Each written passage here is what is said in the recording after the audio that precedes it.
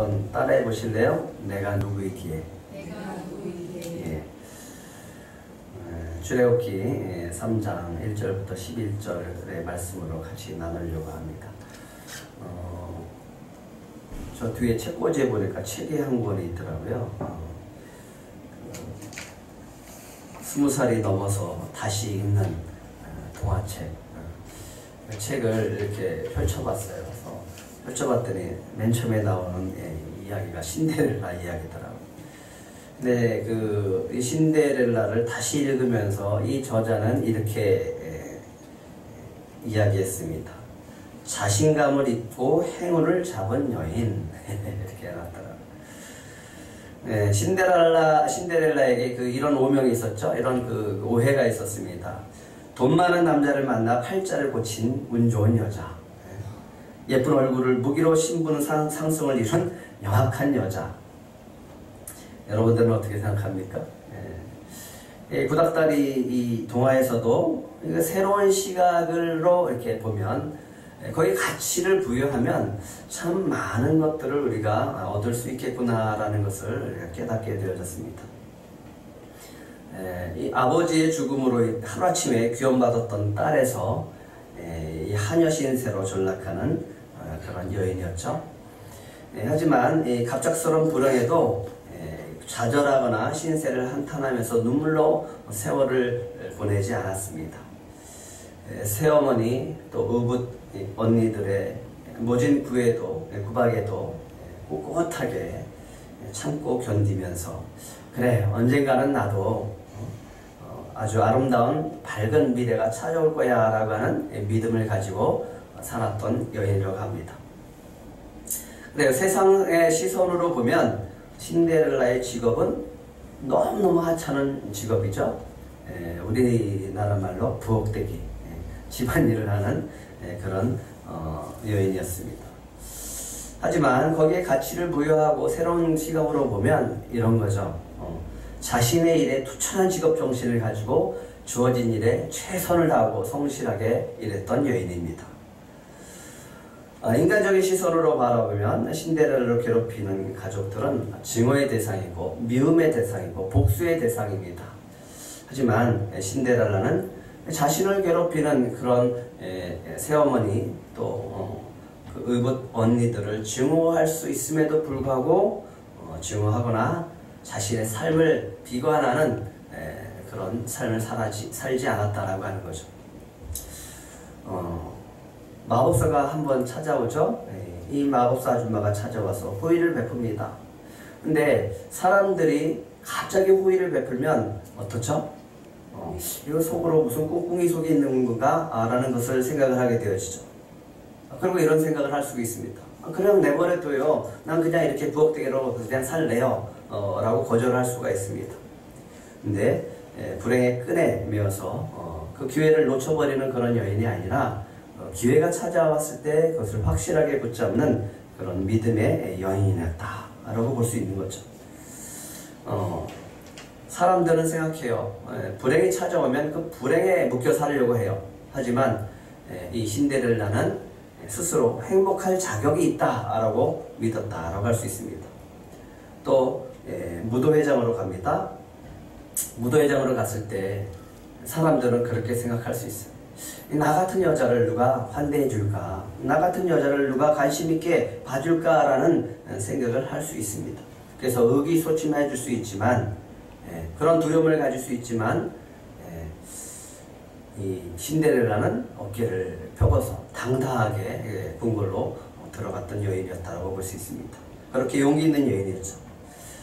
자신의 값비싼 드레스를 황홀하게 바라보는 그 의붓 언니들의 그 시선에게 바라보면서 복수해야지 좀 고소하다 라고 생각하는 것이 아니라 그것에 아랑곳 없이 복수를 생각하지 않고 가장 합리적이고 가장 효과적인 복수는 내가 오늘 행복하고 즐겁게 살아가는 모습을 보여주는 것이다 라고 생각하는 것이다 라고 하는 거죠. 또 왕자가 다가와서 춤을 신청을 할 때 보통 사람들의 마음에 건강하지 못하고 정신이 건강하지 못한 사람은 이렇게 생각합니다. 전 춤을 출 줄 모릅니다. 그리고 도망쳐 버리죠. 저는 당신과 어울리지 않는 사람입니다 라고 거부하게 되었죠. 혹시 자기 손을 붙잡으면 내가 불쌍해 보여서 저 사람이 내가 얼마나 불쌍하게 보이면 나를 선택할까 라고 하는 그런 열등감에 빠져서 손을 붙잡을 수 있다라고 하는 겁니다. 하지만 신데렐라는 그런 거 상관없이 아주 당당하게 왕자의 손을 붙잡고 춤을 췄다라고 하는 거죠. 이런 구닥다리 동화 같은 것 속에서도 거기에 하나하나의 가치를 부여하게 되어지니까 우리에게는 굉장히 큰 교훈이 찾아오는 것을 볼 수 있었습니다. 여러분들의 인생에도 가치를 부여하시기 바랍니다. 그냥 가치가 아니라 믿음의 가치, 주님이 보시는 그 믿음의 가치를 하나씩 하나씩 부여하다 보면 여러분의 인생이 참으로 귀하고 아름답고 행복한 인생이 될 줄 믿습니다. 아무리 어려운 환경에 처해 있다고 할지라도 스스로 자신을 하찮게 여기지 않는다라고 하는 거죠. 내 인생을 자꾸만 바라보면서 자꾸만 스스로 하찮게 여기는 사람이 있어요. 나 같은 사람이. 그런데 하나님은 우리를 사랑하셔서 독생자 예수의 생명을 주실 만큼 사랑하는 존재임을 믿으시기 바랍니다. 스스로 내가 하나님 앞에 가치가 있고 소중하다라고 하는 것을 자꾸만 믿고 고백을 해야 됩니다. 불행이 찾아오면 우리는 그래요. 그냥 불행 속에서 머물러 있으려고 그래요. 불행에 익숙해져 있는 거예요. 뭐가 되겠어? 뭐가 나아지겠어? 뭐 항상 나는 그렇지 라고 하는 그런 자조 섞인 말로 살아갈 때가 있습니다. 하지만 이런 믿음이 우리에게는 있어야 돼요. 믿음의 가치를 부여해야 됩니다. 예수를 만날 때 반드시 회복의 역사가 있다. 예수를 만날 때 반드시 반전의 역사가 있다 라고 하는 것으로 우리는 가치를 부여해 줄 수 있어야 됩니다. 예수 안에 있으면, 예수를 믿는 자들은 새로운 피조물이 된다라고 했습니다. 반드시 새로운 인생으로 살아가게 될 줄 믿습니다. 기회가 찾아올 때 도망치지 않는 거예요. 너무너무 속상할 때가 있어요. 뭐냐 하면 저 사람이 꼭 예수를 믿어야 되는 상황이고 이제 주님께 돌아와야 될 상황이에요. 그래서 복음을 전하고 주님의 손으로 그 사람을 만져서 주님의 사랑을 전하려고 하면 도망쳐버릴 때가 있습니다. 기회가 찾아오면 절대로 도망치지 마시기 바랍니다. 예수님을 만날 기회가 찾아왔을 때 절대로 놓쳐서는 안 되는 겁니다. 이렇게 믿어야 돼요. 이렇게 가치를 부여하세요. 나는 예수님을 만날 만한 사람이다. 나는 예수님의 사랑을 받을 만한 자격 있는 사람이다. 라고 가치를 부여해야 됩니다. 이런 또 사람들이 있어요. 과거의 상처에 매여 있는 사람들이 있습니다. 그래서 미워하고 그래서 복수를 생각하는 그런 사람들이 있습니다. 그래서 항상 보면 그 과거에 사로잡혀서 자신의 인생의 그 세월들을 허비하는 것을 볼 수 있습니다. 우리는 날마다 주 안에서 행복한 삶을 살 권리가 있음을 믿으시기 바랍니다. 오늘 이 시간도 또 내일도 항상 주님은 우리에게 바라시는 것이 있는데 주 안에서 행복한 삶을 살기를 원하십니다. 그래서 우리는 그 권리를 찾고 살아가야 됩니다. 또 자존심 때문에 열등감 때문에 다른 사람을 비난하거나 호의를 베푸는 사람을 거부하는 사람들이 있습니다. 우리를 위해서 예수님이 내밀어 주신 손을 붙잡고 주님의 품에 그냥 확 안겨 보시기 바랍니다. 그러면 그 안에서 반드시 주님이 주시는 참된 평화가 있을 줄 믿습니다. 여러분들 인생에 주님이 주시는 믿음의 가치를 자꾸만 부여하시고 살아가시기 바랍니다. 그러면 주님이 주시는 자신감이 생깁니다. 그리고 세상을 당당하게 살아갈 수 있는 용기가 생깁니다. 그런 복된 인생을 살아가기를 축복합니다. 오늘 모세는 하나님의 부르심 속에 이런 질문을 던지고 있습니다. 11절 한번 같이 읽겠습니다. 11절 시작. 모세가 하나님께 아뢰되 내가 누구이기에 바로에게 가며 이스라엘 자손을 애굽에서 인도하여 내리까. 내가 누구이기에, 내가 도대체 누구이기에 바로에게 가며 이스라엘 자손을 애굽에서 인도하여 내리까. 모세는 우리가 잘 알고 있는 사람이죠. 이스라엘 백성들이 이집트에서 노예로 살아갈 때 하나님은 이스라엘 민족을 번성시킵니다. 그럼 말도 안 되는 거죠. 어떻게 노예가 애굽 사람들보다 더 번성할 수 있냐고요. 이건 전적인 하나님의 계획이고 하나님의 은혜다라고 하는 거죠. 그런데 너무 번성하니까 이집트 사람들에게 두려움이 찾아오는 거예요. 혹시 저들이 우리를 배신하고 떠나지는 않을까. 그래서 바로 왕은 번성하는 것을 막기 위해서 남자아이가 태어나면 죽이라 라고 합니다. 나일강에 던지라 라고 합니다. 그런데 그때 하필이면 태어난 사람이 누구였냐면 모세예요. 이런 어려운 상황 속에서 태어난 사람이 모세였다라고 하는 겁니다. 남자로 태어났습니다. 그래서 나일강에 버려져야 되는 그런 사람으로 태어난 겁니다. 하지만 부모가 모세를 낳고 보니까 너무 잘생긴 거예요. 아기가 너무 이쁜 거예요. 그래서 버릴 수가 없었어요. 그래서 자식을 몰래 키웁니다. 하지만 그 울음소리가 점점 집 밖으로 들려지면서 남자의 소리가 밖으로 들려지니까 두려워지는 상황이 되어진 거죠. 그래서 어쩔 수 없이 갈대상자로 만들어서 거기에 역청을 바르고 물이 들어오지 않게 한 다음에 나일강에 이렇게 살짝 올려놓습니다. 물가에 이렇게 내려놓는 거죠. 정말 하나님의 은혜로 그때 마침 바로의 공주가 목욕하러 왔다가 갈대상자에 있는 아기를 보고서 너무너무 또 이쁘고 너무 잘생겨서 자기의 아들로 해서 왕궁으로 데려가서 왕자로 삼습니다. 그래서 이름을 물에서 건짐을 받은 자라고 해서 모세라고 짓습니다. 모세는 그렇게 하나님의 은혜 가운데 세상에 태어난 사람입니다. 그런데 참 기가 막힌 은혜가 있었어요. 뭐냐면 이 미리암 누나가 미리 유모를 준비해 놨는데 이 유모가 누구였냐면 모세의 어머니였어요. 그래서 바로 공주에게 모세의 어머니를 데려다가 유모로 삼고 그 유모가 자기 아들인 모세를 키우는 그런 은혜를 하나님께서 베풀어 주셨습니다. 모세가 자라면서 뭘 알게 됐냐면 출생의 비밀을 알게 되죠. 그리고 자기의 민족이 자기가 애굽인이 아니라 히브리인이라고 하는 것을 깨닫게 되어집니다. 그러면서 어머니에게 신앙교육을 받으면서 내 민족은 히브리 민족이다. 이 마음을 가지고 자라가게 되어집니다. 그 마음속에는 항상 히브리인을 생각하는 마음이 있었고 그 피 속에는 히브리의 피가 뜨거운 피가 흘러가고 있었다라고 하는 거죠.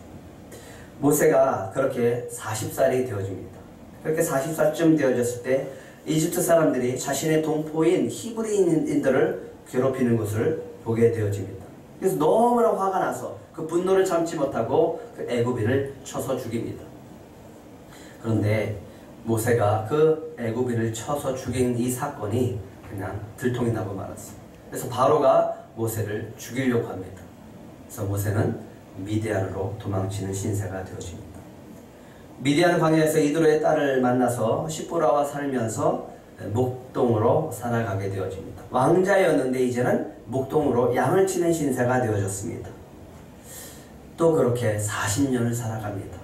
처가 살해하면서 처가댁 눈치 보면서 목동으로 살아가면서 그는 80세가 되어집니다. 몇 살이 됐다고요? 80살. 모세가 이제 80의 노인이 됐어요. 80의 노인이 뭘 할 수 있겠습니까? 그가 혈기왕성했던 젊은 시절이 다 흘러가서요. 40년, 그가 살았던 그 또 하나의 그 40년은 목동으로 살아갔습니다. 40년은 왕자로, 40년은 목동으로. 그 인생은 80년 인생이 그냥 훅 하고 지나간 거예요. 이집트 왕궁을 떠나서 이제는 그 왕자로 살아갔던 기억조차도 다 사라지고 말았어요. 인생에 낙도 없고 희망도 없고 이스라엘 민족이 자신의 민족이라고 하는 것을 그렇게 생각하는 것도 그런 뜨거운 마음도 사라지게 되어집니다. 이런 생각을 하게 되죠. 그런 삶을 오래 살면 나는 도대체 누구인가? 나는 도대체 뭐하고 살아가고 있는가? 그런 존재감도 정체성도 잃게 되어집니다. 이런 생각을 하는 거죠. 나는 그냥 이렇게 살다가 양이나 치다가 죽는구나 라고 생각할 수도 있습니다. 그런데 그때 하나님이 만나주시는 거예요. 떨기나무 불꽃 가운데 모세를 부르십니다. 모세야, 모세야, 제가 여기 있습니다. 하나님이 자신조차 잃어버린 이름을 하나님이 부르시고 있어요. 모세야, 모세야.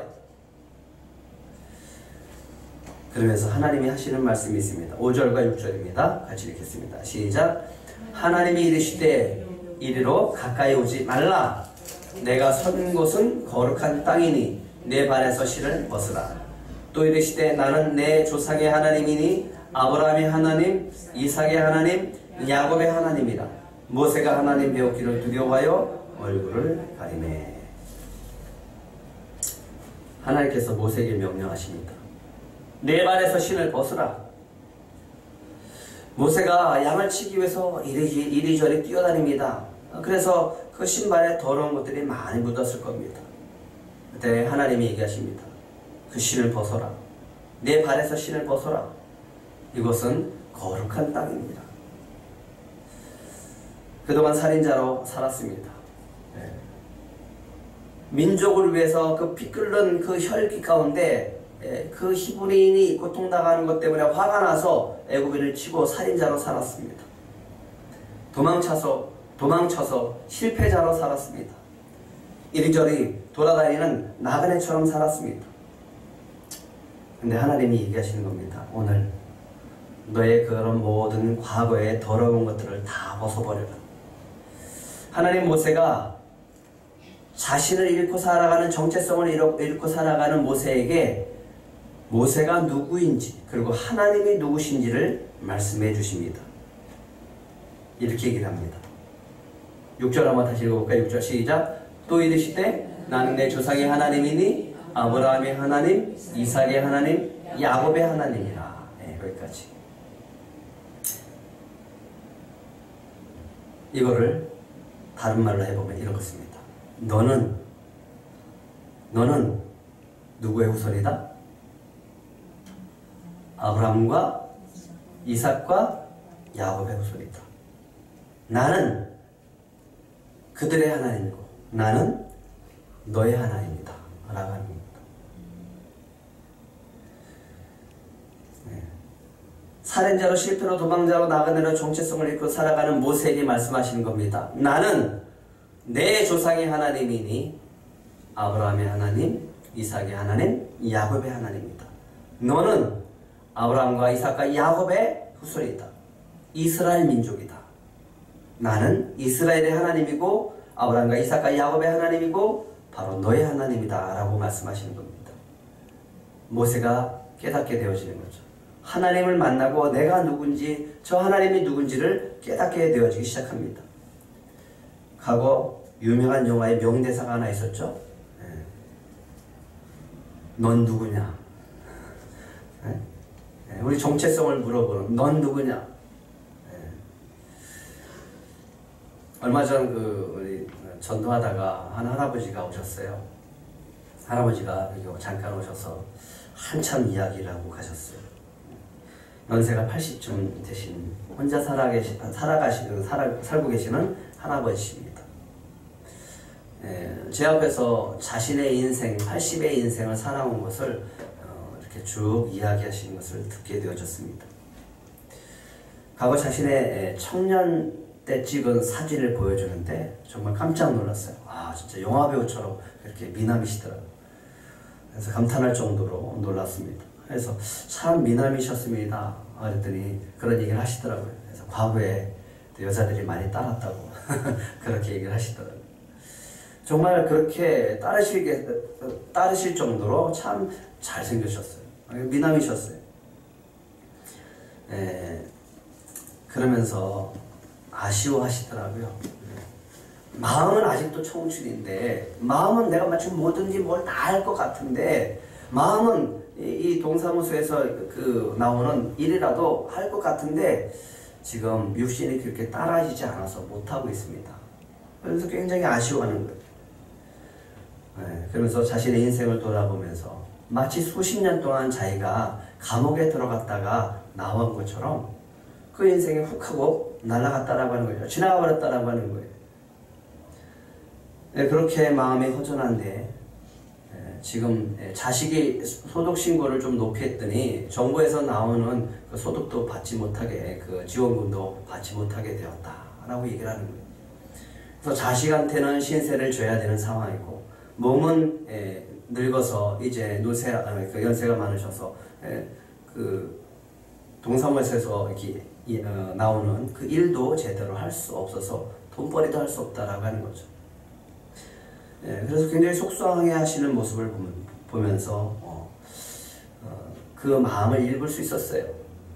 그 인생 속에서 그 80이라는 인생에 훅 지나가는 그 허무함, 그리고 자기가 자기 주변에 아무도 없는 그런 공허함, 그리고 모든 것들을 다 잃어버린 그 젊은 시절에 있었던 것들, 그리고 자기 인생 속에 쌓았던 것들을 다 잃었던 상실감, 그리고 내가 나이가 늙었는데 내 자녀한테 신세를 져야 된다라고 하는 그런 죄책감이라든가 미안함, 그런 외로움, 불안함, 이런 것들이 다 섞여서 저에게 쏟아놓는 것을 들었습니다. 여러분은 이 질문에 뭐라고 대답하시겠습니까? 당신은 누구십니까? 당신은 누구십니까? 우리는 이 질문에 당당하게 대답할 수 있어야 됩니다. 항상 준비하고 있어야 돼요.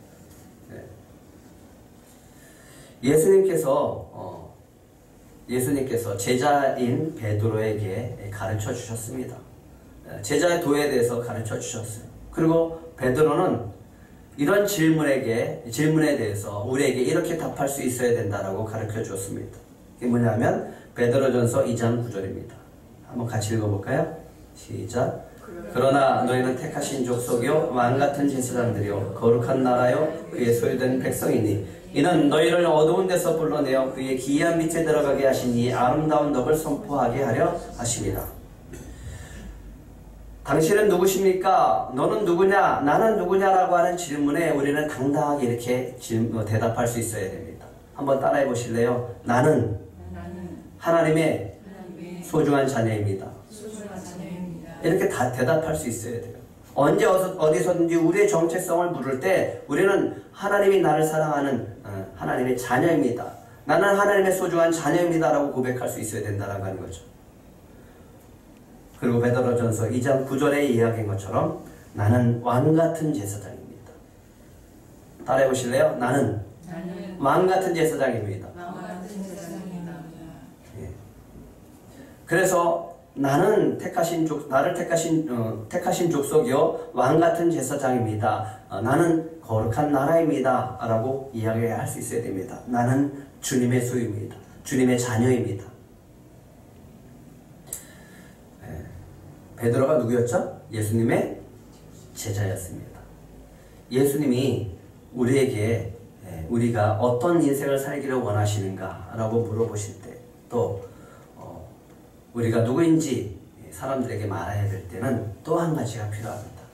나는 예수님의 제자입니다.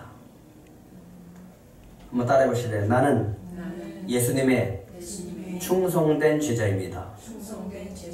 이렇게 세 가지로 대답할 수 있어야 됩니다. 나는 하나님의 사랑받는 소중한 자녀입니다. 나는 왕같은 제사장입니다. 나는 예수님의 충성된 제자입니다 라고 고백할 수 있어야 됩니다.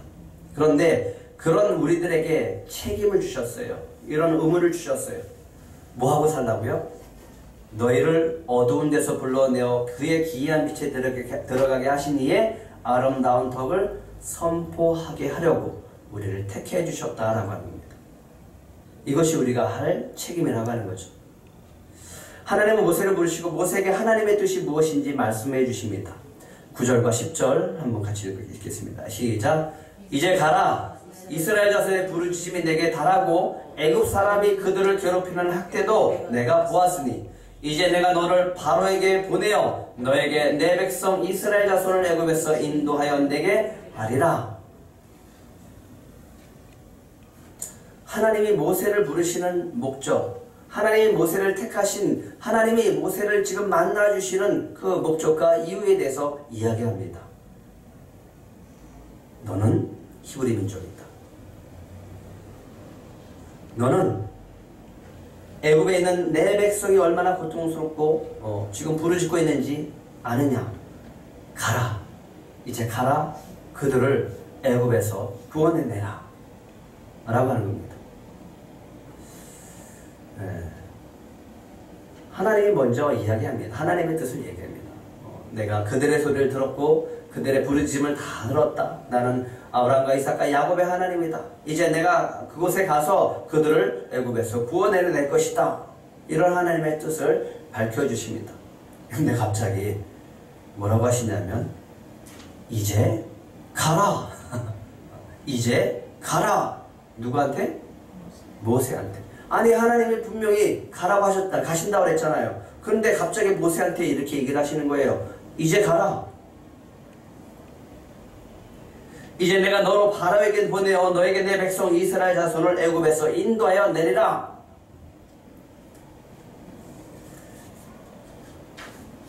그러니까 모세가 얘기합니다. 내가 누구이기에? 하나님, 내가 누구인데? 내가 누구이기에 내가 바로에 가서 이스라엘 백성들을 구원해낼 수 있겠습니까? 그들을 인도해낼 수 있겠습니까? 나는 못합니다. 나 같은 사람이 어떻게 갈 수 있습니까? 내 나이 80입니다. 나는 벌써 다 잊어버렸습니다.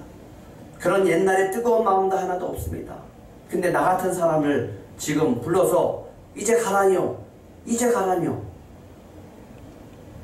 내가 뭔데요? 내가 뭔데? 하나님 왜 모세가 나이가 지금 80인데 80에 그를 부르셨을까요? 좀 일찍 부르시지. 저도 늘 하나님한테 그런 불만을 가졌습니다. 하나님 부르시려면 좀 일찍 부르시지. 왜 제가 사업을 하고 있을 때 그 모든 것들을 다 잃었을 때 그때 하나님은 저를 불러주셨습니까? 진작 불러주셨다면 제가 얼마나 충성된 주의 종이 됐을까? 그런 후회도 한 적이 있었습니다. 하나님 왜 40에 쓰지 않았습니까? 왜 나를 20살 때 쓰지 않았습니까? 왜 30에 쓰지 않았습니까? 왜 지금 이드로의 양떼를 치고 있는 50살이 됐을 때 그때 부르지 않았습니까? 지금 왜 80에 부르십니까? 근데 하나님은요, 모세가 태어나기 이전부터 이스라엘 고통을 들으신 분입니다. 모세가 자랄 때도 이스라엘 백성들이 학대받는 모습을 보고 계셨어요.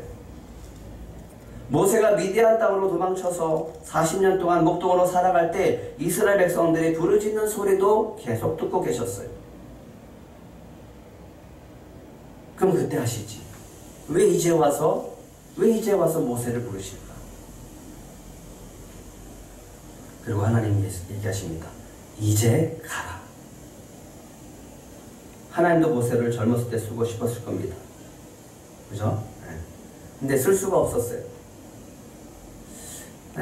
두 가지를 한번 생각해 봤어요. 왜 그랬을까? 2장 23절에 보면 이런 말이 있습니다. 한번 같이 읽어볼까요? 시작.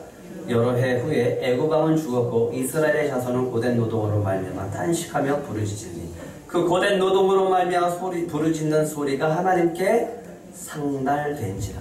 그때서 하나님께서 그 기도가 채워졌다라고 하는 거예요. 때가 됐다라고 하는 거예요. 그 하나님의 부르짖음이, 하나님을 향한 부르짖음이 하나님의 마음속에, 그 귀 속에 들려졌고 이제 그들을 기억하게 됐다라고 하는 겁니다. 하나님의 때가 됐다라고 하는 거죠. 또 한 가지는 민수기에 보면 이런 말이 있습니다.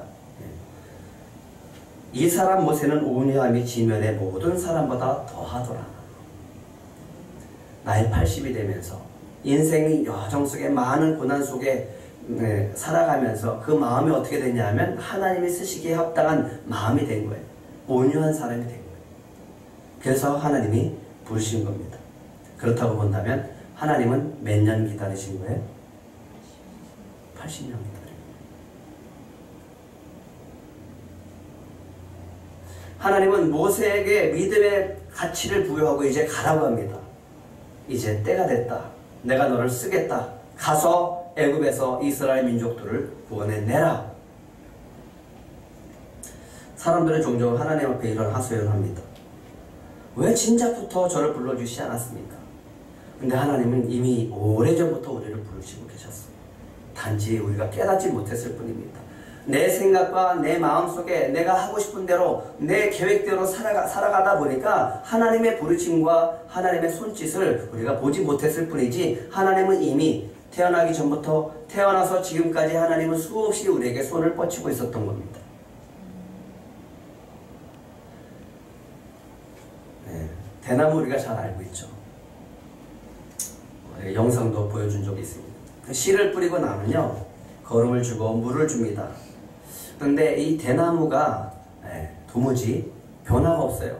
싹이 나질 않는 거예요. 한 해가 지나도 별로 변화가 없어요.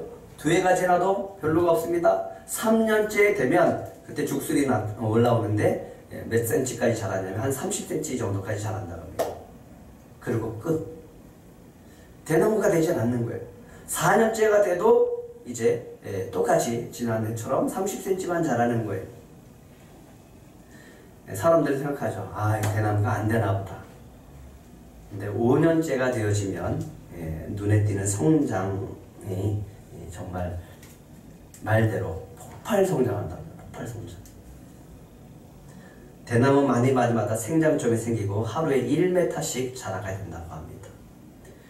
이 대나무 생장 속도는 무려 1시간에 자라는 그 속도가 소나무 30년이 자라는 속도처럼 그렇게 생장 속도가 되어진다고 합니다.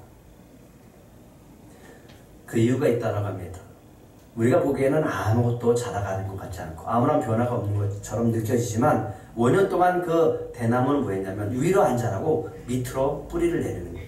깊이 뿌리를 내리고 그 뿌리가 서로 얽히는 거예요. 그래서 높이 올라가도 높이 자라도 대나무가 휘어지기는 해도 쓰러지진 않는다고 합니다. 부러지진 않는다고 합니다.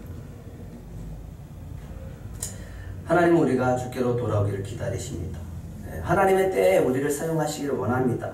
하지만 우리는 하나님을 향해서 그래요. 기도 한번 해놓고 응답 안 해준다고 우리 원망해요. 잠시도 기다리지 못합니다. 굉장히 조급해요. 하나님 왜 안 해주십니까? 왜 하나님 우리를 안 써주십니까? 왜 하나님 응답해주지 않습니까? 하나님 모세를 쓰기 위해서 몇 년 기다렸다고요? 80년. 하나님은 그렇게 오랫도록 기다려주시는데 하나님의 인내는 그렇게 끝이 없는데 우리는 너무너무 조급해요.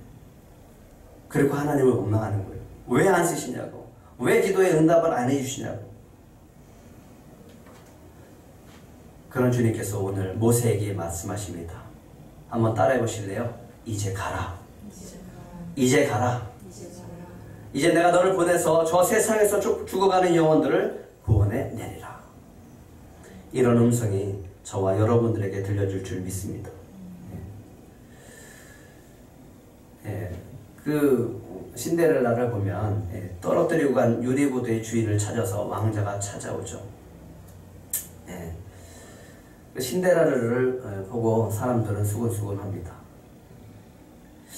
도대체 신데렐라가 어디가 이뻐서, 저 여자가 도대체 어디가 이뻐서 저 왕자가 찾아올까? 뭐 왕자가 바랬을까?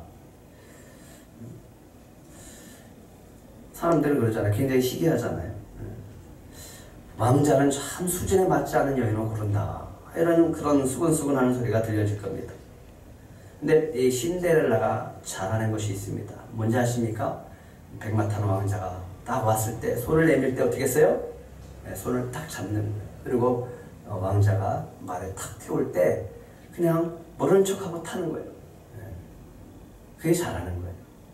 주님이 우리에게 손을 딱 내밀 때 꽉 붙잡는 거예요.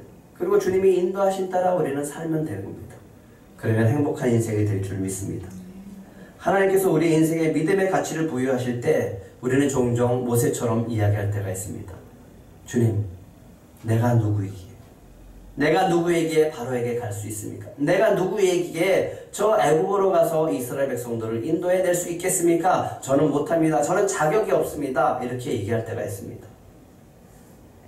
그때 하나님이 모세에게 이 말씀하십니다. 12절 같이 읽겠습니다. 시작. 하나님이 이르시되 내가 반드시 너와 함께 있으리라. 내가 그 백성을 애굽에서 인도해 낸 후에 너희가 이 산에서 하나님을 섬기리니 이것이 내가 너를 보낸 증거니라. 하나님은 모세의 과거를 보시는 분이 아닙니다. 그리고요, 하나님은요, 모세를 보낼 때 혼자 보내시지 않습니다. 부족한 모세를 통해서 함께 동역하라고 아론을 붙여주십니다. 그리고 누구와 함께 하신다고요? 하나님이 함께 하신다. 이제 가라! 그렇고 혼자 보내는 게 아니라 주님이 함께 하신다라고 하는 겁니다. 그래서 주님이 함께 하시고 그들을 인도해서 오늘 이 호렙산에서 이스라엘 백성들에게 내가 예배를 받을 것이다. 이것이 너를 보낸 증거다 라고 말씀하십니다. 우리를 사용하기를 원하십니다. 우리를 쓰기를 원하십니다. 우리와 함께 주님의 위대한 구원의 사역을 이루시기를 원하는 줄 믿으시기 바랍니다. 우리가 해야 될 것이 있습니다. 주님이 부르실 때 주님의 손을 꼭 붙잡으시고 주님이 가라고 할 때 우리가 가야 합니다. 그런데 우리가 혼자 가는 게 아니라 누가 함께 하냐면 주님이 함께 하신다라고 하는 겁니다. 유명한 성 프란시스의 기도문이 있죠. 주여 저를 당신의 평화의 도구로 삼아 주옵소서. 증오가 있는 곳에 사랑의 씨를 뿌리도록 허락해 주옵소서. 악이 득실거리는 곳에는 용서를, 의심이 넘쳐 흐르는 곳에는 신앙을, 절망이 칠흑 같은 곳에는 희망을, 슬픔이 있는 곳에는 환희를 주옵소서. 오 거룩하신 하나님, 저는 위로하는 것만큼 위로받기를 원치 않으며 이해하는 것만큼 이해받기를 원치 않으며 사랑하는 만큼 사랑받기를 원하지 않나이다. 그것은 주는 것으로 말미암아 받고 용서함으로 용서받고 죽음으로써 영생을 얻는다는 것을 알기 때문입니다. 우리도 이런 기도문을 가지고 기도하는 마음으로 갔으면 좋겠습니다. 그럴 때 주님이 우리와 함께 하실 줄 믿습니다. 사람들이 물을 겁니다. 나 스스로도 질문할 때가 있습니다. 나는 누구인가? 당신은 누구입니까? 이 대답에 반드시 저는 하나님의 너무너무 소중한 주님의 자녀입니다 라고 고백하시고 저는 주님의 귀한 충성된 일꾼이요 제자입니다 라고 고백하고 세상에 나아가서 주님이 함께 하시는 것을 드러내는 주님의 축복된 자녀들이 되시기를 축복합니다.